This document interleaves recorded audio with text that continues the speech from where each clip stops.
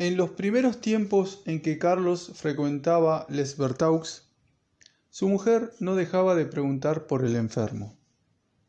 E incluso en el libro que llevaba por partida doble, había escogido para el tío Romuald una bella página.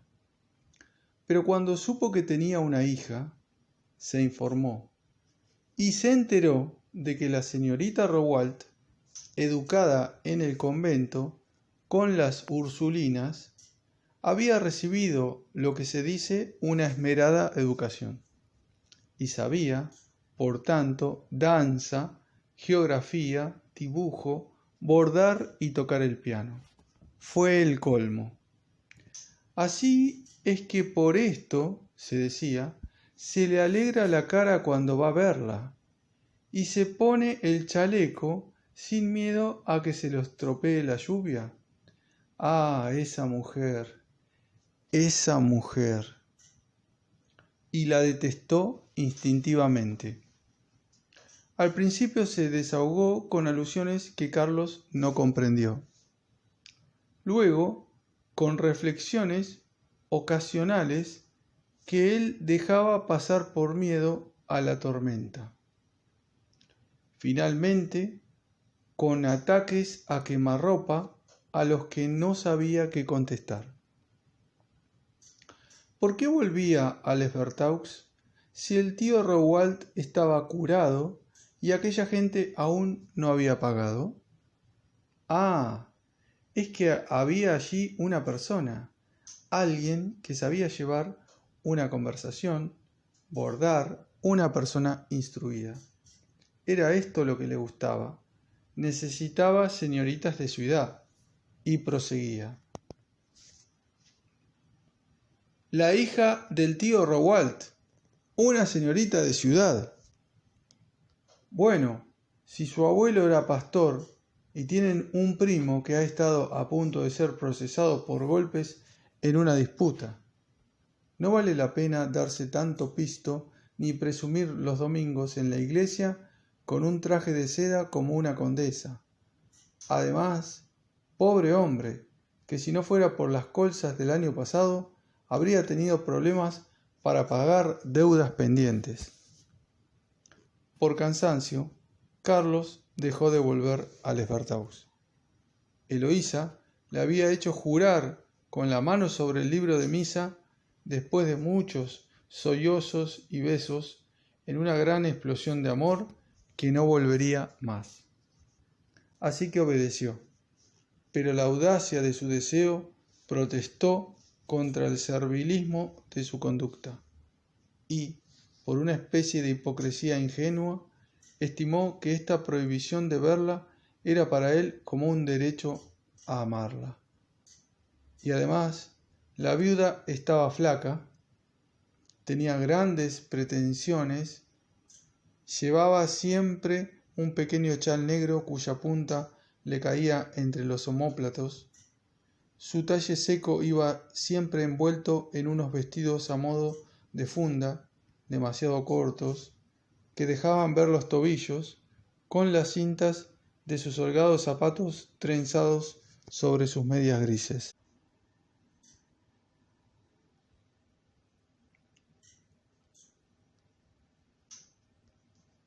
La madre de Carlos iba a verles de vez en cuando. Pero, al cabo de unos días, la nuera parecía azuzarla contra su hijo. Y entonces, como dos cuchillos, se dedicaban a mortificarle con sus reflexiones y sus observaciones. Hacía mal en comer tanto. ¿Por qué convidar siempre a beber al primero que llegaba? ¿Qué terquedad el no querer llevar ropa de franela? Ocurrió que, a comienzos de la primavera, un notario de Ingouville, que tenía fondos de la viuda Dubuc, se embarcó un buen día, llevándose consigo todo el dinero de la notaria. Es verdad que Eloísa poseía también,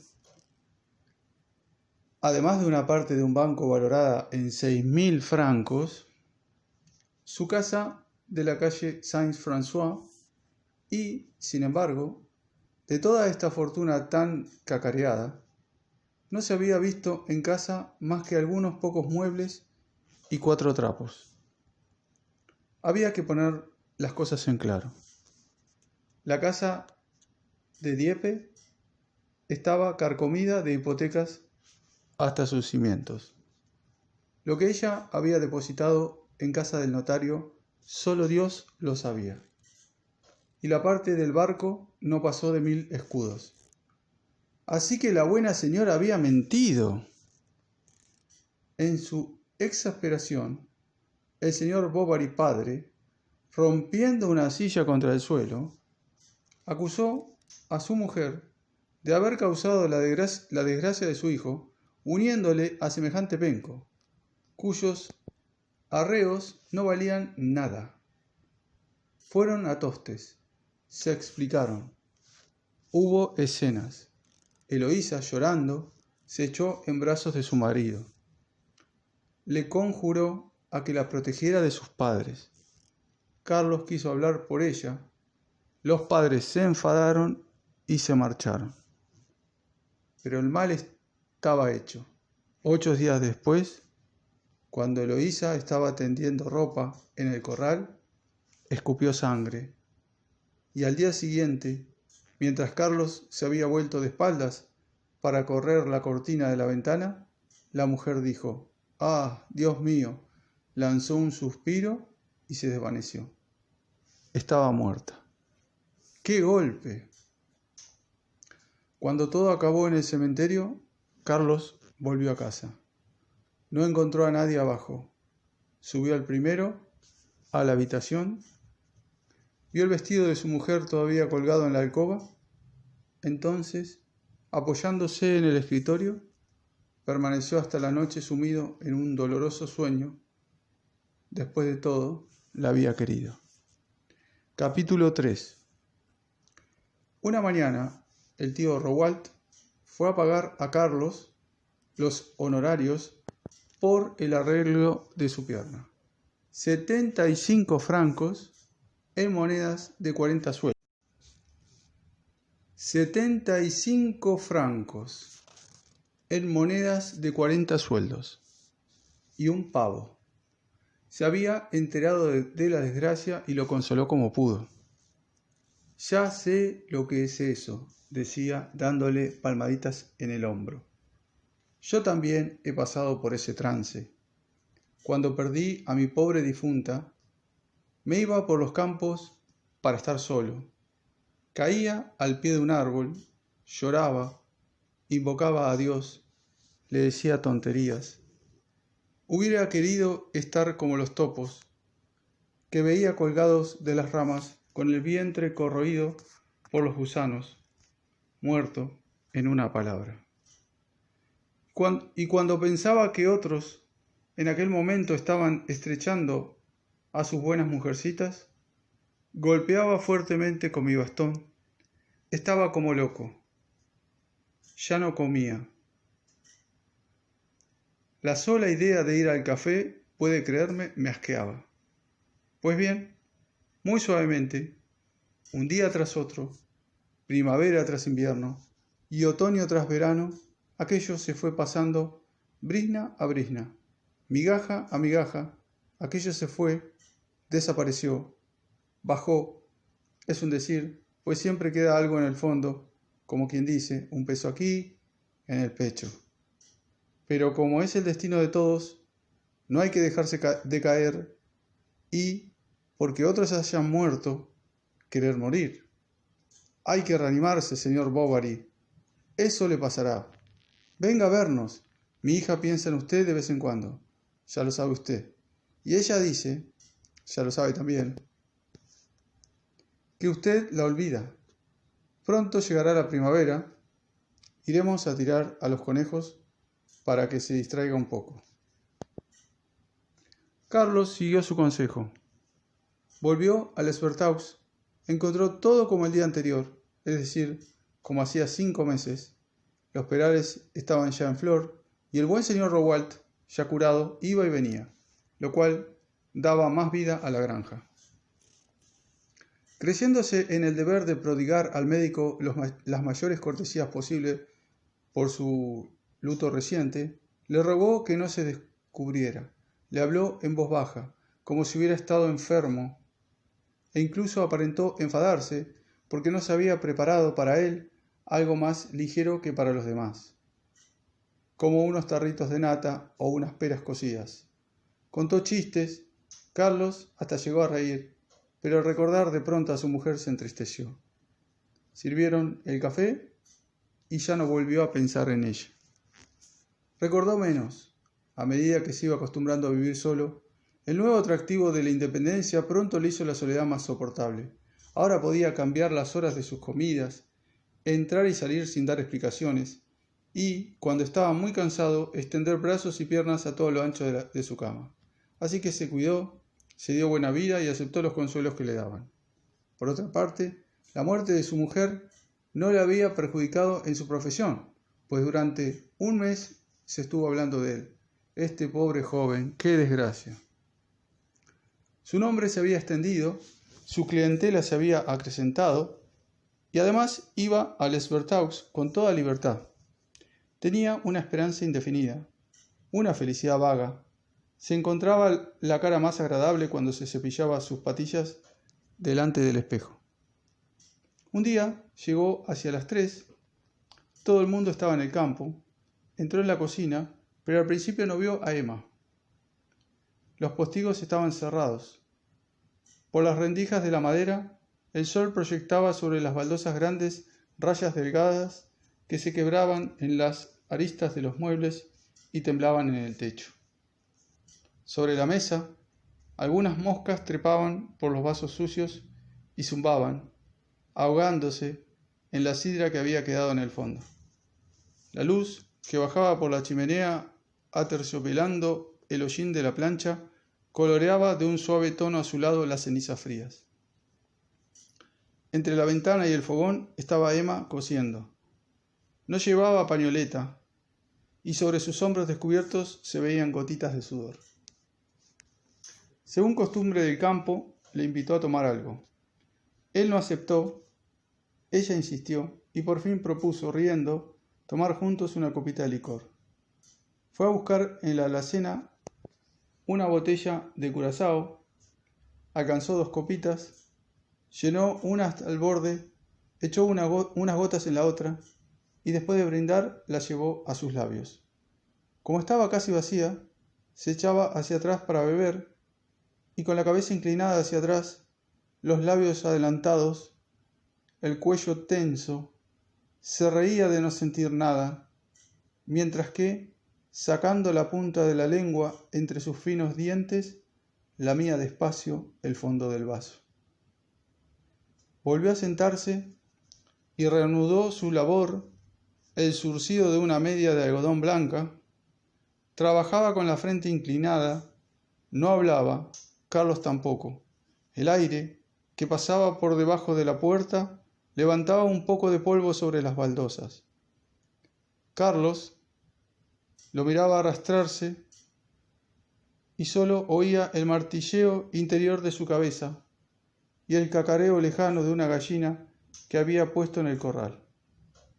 Emma, de vez en cuando, se refrescaba las mejillas con la palma de las manos que luego enfriaba en el pomo de hierro de los grandes morillos. Se quejaba de sufrir mareos desde comienzos de la estación. Le preguntó si le sentarían bien los baños de mar.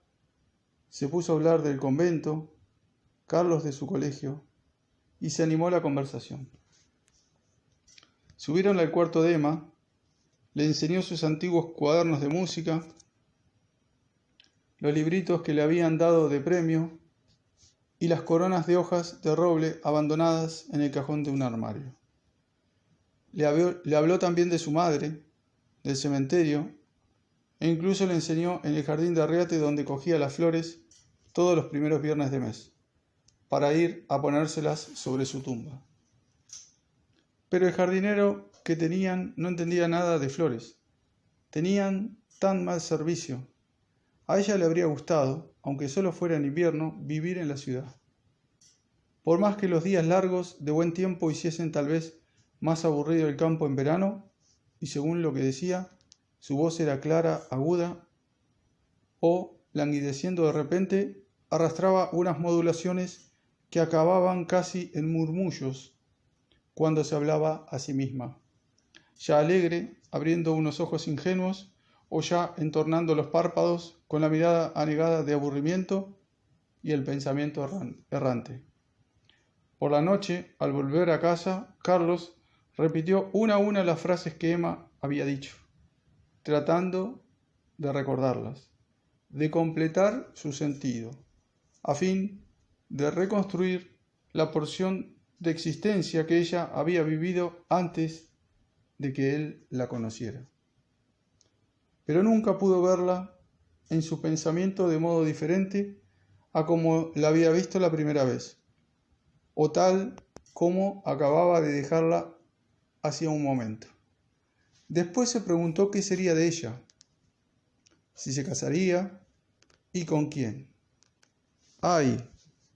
El tío Rowald era muy rico y ella tan guapa, pero la cara de Emma volvía siempre a aparecérsele ante sus ojos y en sus oídos resonaba algo monótono, como el zumbido de una peonza. ¿Y si te casaras? Si te casaras, aquella noche no durmió. Tenía un nudo en la garganta. Tenía sed. Se levantó a beber agua y abrió la ventana. El cielo estaba estrellado, soplaba un viento cálido, ladraban perros a lo lejos. Carlos volvió la cabeza hacia Les Bertaux, pensando que, después de todo, no arriesgaba nada. Se prometió a sí mismo hacer la petición en cuanto se le presentara la ocasión. Pero cada vez que se le presentó, el temor de no encontrar las palabras apropiadas le sellaba los labios. Al tío Rowald no le hubiera disgustado que le liberasen de su hija, que le servía de poco en su casa. En su fuero interno la disculpaba, reconociendo que tenía demasiado talento para dedicarse a las faenas agrícolas, oficio maldito del cielo, ya que con él nadie se hacía millonario. Lejos de haber hecho fortuna, el buen hombre salía perdiendo todos los años, pues en los mercados se movía muy bien, complaciéndose en las artimañas del oficio. Por el contrario, el trabajo del campo propiamente dicho, con el gobierno de la granja le gustaba menos que a nadie. Siempre con las manos en los bolsillos, no escatimaba gasto para darse buena vida, pues quería comer bien, estar bien calentito y dormir en buena cama. Le gustaba la sidra fuerte, las piernas de cordero poco pasadas y los glorias bien batidos. Comía en la cocina, solo, delante del fuego, en una mesita que le llevaban ya servida, como en el teatro. Así que viendo que Carlos se ponía colorado cuando estaba junto a su hija, lo cual significaba que uno de aquellos días le pediría el matrimonio, fue rumiando por anticipado todo el asunto. Lo encontraba un poco alfeñique, y no era el yerno que habría deseado. Pero tenía fama de buena conducta, económico, instruido, y sin duda no regatearía mucho por la dote. Ahora bien, como el tío Rowald iba a tener que vender 22 acres de su hacienda, pues debía mucho al albañil, mucho al guarnicionero, y había que cambiar el árbol del lagar, se dijo: si me la pide, se la doy. Por San Miguel, Carlos fue a pasar 3 días a Les Bertaux. El último día transcurrió como los anteriores, aplazando su declaración de cuarto en cuarto de hora. El tío Rowald lo acompañó un trecho, iban por un camino hondo, estaban a punto de despedirse, era el momento. Carlos se señaló como límite el recodo del seto y por fin, cuando lo sobrepasó, murmuró: «Señor Rowald, quisiera decirle una cosa». Se pararon. Carlos callaba. «Pero, cuénteme su historia. ¿Se cree que no estoy ya enterado de todo?», dijo el tío Rowald, riendo suavemente. Tío Rowald, balbuceó Carlos. Yo no deseo otra cosa, continuó el granjero. Aunque sin duda la niña piensa como yo, habrá que pedirle su parecer. Bueno, váyase, yo me vuelvo a casa. Si es que sí, óigame bien, no hace falta que vuelva. Por la gente y, además, a ella le impresionaría demasiado. Pero para que usted no se consuma de impaciencia, abriré de par en par el postigo de la ventana contra la pared. Usted podrá verlo mirando atrás, encaramándose sobre el seto, y se alejó. Carlos ató su caballo a un árbol. Corrió a apostarse en el sendero. Esperó. Pasó media hora. Después contó 19 minutos por su reloj. De pronto se produjo un ruido contra la pared. Se había abierto el postigo. La aldabilla temblaba todavía. Al día siguiente, a las 9, estaba en la granja. Emma se puso colorada cuando entró, pero se sostuvo, se esforzó por sonreír un poco. El tío Rowald abrazó a su futuro yerno, se pusieron a hablar de las cuestiones de intereses. Por otra parte, tenían tiempo por delante, puesto que no estaba bien que se celebrase la boda hasta que terminase el luto de Carlos, es decir, hacia la primavera del año siguiente. En esta espera transcurrió el invierno. La señorita Rowald se ocupó de su equipo, una parte de él lo encargó a Rowen y ella misma se hizo camisas y gorros de noche con arreglo a dibujos de modas que le prestaron.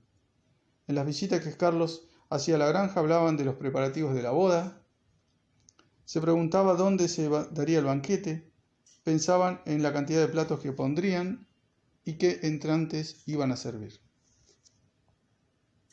A Emma, por su parte, le hubiera gustado casarse a medianoche, a la luz de las antorchas, pero el tío Rowald no compartió en absoluto esta idea. Se celebró, pues, una boda en la que hubo 43 invitados. Estuvieron 16 horas sentados a la mesa y la fiesta se repitió al día siguiente y un poco los días sucesivos.